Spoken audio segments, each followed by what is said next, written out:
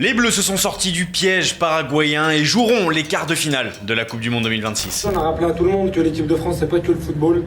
C'est quiconque voudra faire la guerre, voilà quoi vous devez vous attendre. Ce match a été marqué par la grosse chaleur à Philadelphie d'abord, mais aussi et surtout par le jeu très agressif pratiqué par le Paraguay. Et évidemment sur le terrain, la frustration était grande pour les Bleus. J'avais jamais joué un match comme ça avec autant de coups, on peut dire des coups en traître, des poussettes dans le dos, donc ouais c'était compliqué. Et l'arbitrage, j'ai rien à dire, hein. Si vous avez vu par vous-même, et combien de fautes? 30, 40, 0 carton jaune? 0 carton pour les Paraguayens.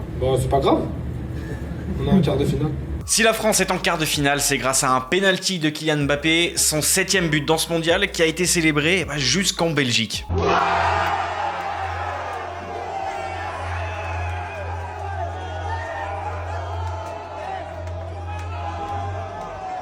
Et les Bleus connaissent déjà leur adversaire pour les quarts, ça sera le Maroc. Ils ont battu des grandes nations depuis le début du tournoi et surtout ils ont pas perdu un match. Donc on sait que ça va pas être facile. C'est une très bonne équipe qui défend bien, qui ont beaucoup d'individualité. Hier soir, le Maroc s'est imposé donc contre le Canada, l'un des pays co-organisateurs de ce mondial.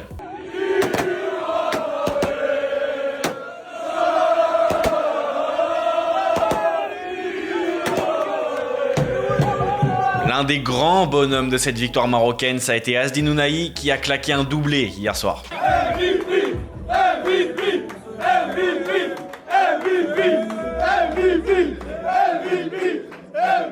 Et un France-Maroc au programme, ça nous évoque forcément une revanche de la demi-finale de la Coupe du Monde 2022. I don't like to talk about revenge because I'm not like this. I'm a humble guy and I want to keep my feet in the ground. But the most important is we are in the quarterfinal. Et le vainqueur de ce quart de finale entre la France et le Maroc retrouvera ensuite en demi-finale le gagnant d'un autre choc en quart, Portugal-Espagne.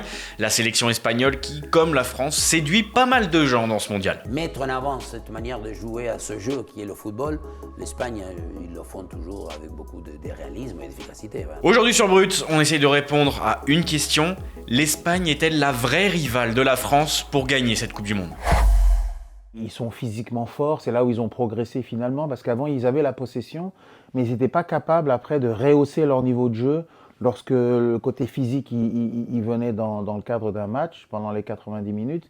Et là ils ont vraiment tous les éléments pour surprendre tout le monde. Et bien sûr, quand on parle de l'Espagne, on parle inévitablement de Lamine Yamal. Je pense que l'Espagne ne peut pas gagner la Coupe du Monde sans un grand Lamine Yamal parce qu'on ne gagne pas une compétition sans un leader comme ça, un très haut niveau. Un leader technique qui, en plus, est en pleine confiance. Francia, mejor que nosotros?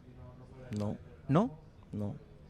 No nos han ganado desde la Eurocopa. No pueden ser mejor que nosotros.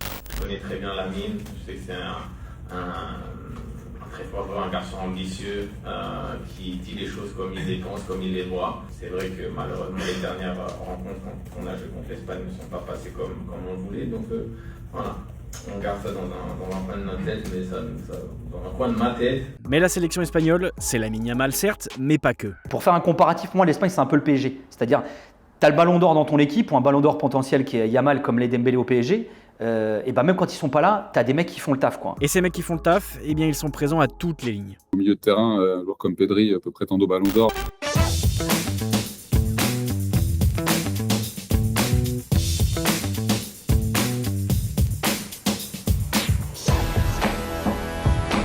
Dans les buts, quand on a le gardien d'Arsenal, finaliste de la Ligue des Champions, qui sort d'une saison extraordinaire, qui est même pas titulaire, on se dit qu'il y a un peu de réservoir.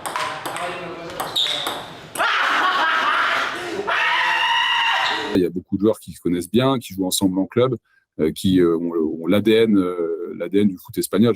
J'allais dire l'ADN Barça parce qu'il a beaucoup imprimé la sélection les dernières années. Cet ADN du Barça continue donc d'animer cette équipe d'Espagne, mais lui avait surtout permis de passer un cap avec 2 Euros et une Coupe du Monde remportée entre 2008 et 2012. Parce qu'avant ça, c'était plus compliqué que ça pour la Roja. En tout cas, contre les Bleus, l'Espagne a perdu la finale de l'Euro 84, a perdu à l'Euro 96, à l'Euro 2000 et à la Coupe du Monde 2006. À mon époque, dans l'impact physique, ils avaient un petit peu de mal à s'exprimer. Et donc...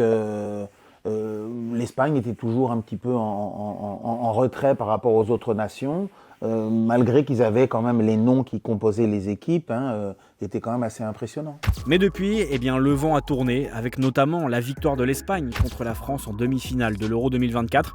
Et 2 ans plus tard, le talent espagnol est toujours là. Chaque joueur techniquement sont très doués, sont très amis du ballon. Il y a très peu de déchets dans n'importe quel poste. C'est très rare de voir un joueur qui ait le côté athlétique par-dessus. Les Lamine Yamal, les Pedri, les Gavi, tous ce sont des joueurs plutôt dans le côté légèreté, apaisement et surtout techniquement très fort. Donc, le ballon est bien traité quand il est entre leurs pieds.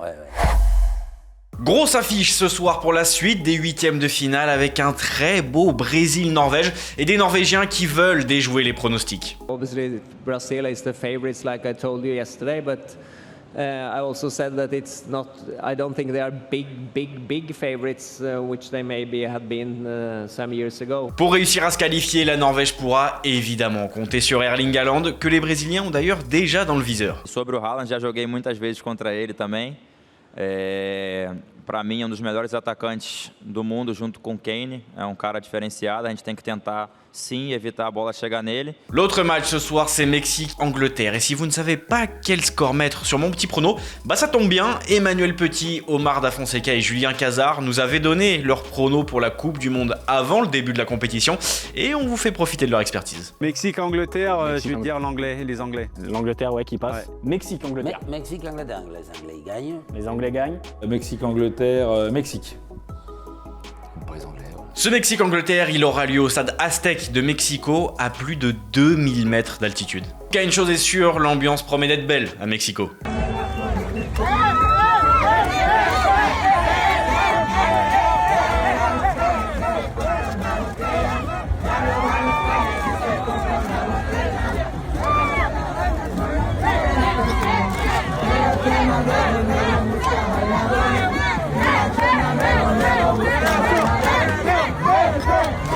Et parmi leurs supporters, les joueurs mexicains pourront aussi compter sur des chihuahuas.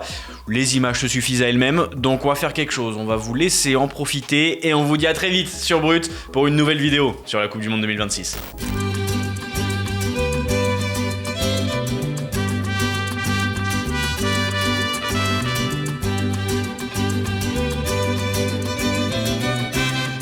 Vine para apoyar a la selección.